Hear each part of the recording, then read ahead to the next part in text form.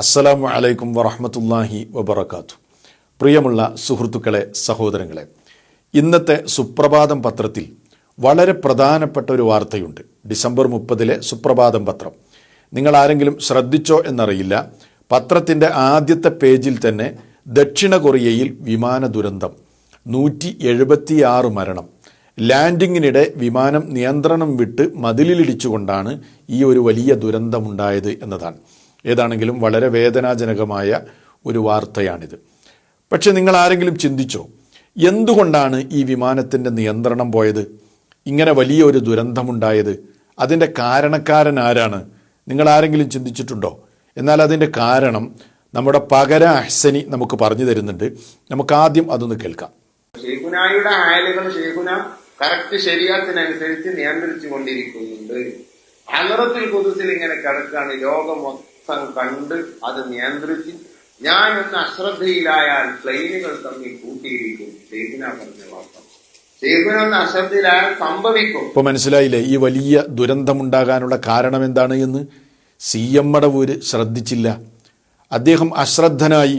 അദ്ദേഹത്തെ ഏൽപ്പിച്ച ഉത്തരവാദിത്തം കൃത്യമായി അദ്ദേഹം നിർവഹിക്കാത്തത് കൊണ്ടാണ് ഈ നിലക്ക് വലിയൊരു ദുരന്തമുണ്ടായത്.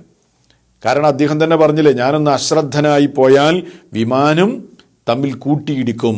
അത് സംഭവിക്കുന്ന പകരം പറഞ്ഞത്. ഇപ്പം സംഭവിച്ചത് കണ്ടില്ലേ? ഇത് വലിയൊരു ഉത്തരവാദിത്ത ലംഘനമല്ലേ അദ്ദേഹം ചെയ്തത്? അദ്ദേഹത്തെ ഏൽപ്പിച്ച ഒരു കാര്യം കൃത്യമായി ചെയ്യാത്തത് കൊണ്ടാണ് 176 പേര് ഇവിടെ മരണപ്പെട്ടത്. വല്ലാത്തൊരവസ്ഥയായിപ്പോയി. ഇനി നോക്കൂ, നിങ്ങൾ വേറെ ഒരു മുസ്ലിയാർ ഒന്നുകൂടെ വ്യക്തമായ നിലക്ക് പറയുന്നുണ്ട്. അദ്ദേഹം പറയുന്നത് കേൾക്കാം. അവര് ഖുതുബുൽ ആലമാണ്. ഞാൻ അറിയാതെ ഒരു ഇല പോലും മനങ്ങുന്നില്ല. ലോകത്തിന്റെ എല്ലാ ദിക്കുകളിലും അപ്പപ്പോൾ നടക്കുന്ന സംഭവങ്ങളെ ശൈഖുന നിരീക്ഷിക്കുകയാണ്. ഞാൻ അല്പം കണ്ണടച്ചു പോയാൽ വാനലോകത്തിലൂടെ പറന്നുകൊണ്ടിരിക്കുന്ന വിമാനങ്ങൾ തമ്മിൽ കൂട്ടിമുട്ടുമെന്ന് ഖുതുബുൽ ആലം ശൈഖുന മടവൂർ. കേട്ടില്ലേ? വളരെ വ്യക്തമാണ്. CM മടവൂര് ഒന്ന് ഉറങ്ങിപ്പോയാൽ വാനലോകത്തു കൂടെ സഞ്ചരിച്ചു കൊണ്ടിരിക്കുന്ന വിമാനങ്ങൾ തമ്മിൽ കൂട്ടിയിടിക്കും, വലിയ ദുരന്തമുണ്ടാകും, വിമാനാപകടമുണ്ടാകും. അപ്പോൾ ഇവിടെ CM മടവൂര് ഉറങ്ങിയതാണ് എന്ന് ഇദ്ദേഹത്തിൻ്റെ സംസാരത്തിൽ നിന്നും വളരെ വ്യക്തമായി. ഏതാണെങ്കിലും വലിയ ഒരു വീഴ്ചയാണ് CM മടവൂരിൻ്റെ ഭാഗത്ത് നിന്ന് ഉണ്ടായത് എന്നത് പറയാതിരിക്കാൻ വയ്യ. കാരണം മനുഷ്യരെ അള്ളാഹു ഏൽപ്പിച്ച നിയന്ത്രണം, അവരുടെ നിയന്ത്രണാധികാരത്തിലുള്ളത് മനുഷ്യർക്ക് ഉപകാരപ്രദമായ നിലക്കാണല്ലോ നിയന്ത്രിക്കേണ്ടത്. അള്ളാഹു സുബ്ഹാനഹു വ തആല അങ്ങനെയല്ല. അള്ളാഹുവിനോട് ഇതൊന്നും താരതമ്യം ചെയ്യാൻ പറ്റില്ല. അള്ളാഹുവിൻ്റെ നിയന്ത്രണം ഇങ്ങനെയൊന്നുമല്ല. പക്ഷേ മനുഷ്യരെ ഏൽപ്പിച്ച നിയന്ത്രണങ്ങൾ അവരോട് കൽപ്പിക്കപ്പെട്ടതുപോലെ അള്ളാഹുവിൻ്റെ കൽപ്പനക്കനുസൃതമായ നിലക്കാണ് അതിനെ നിയന്ത്രിക്കേണ്ടത്.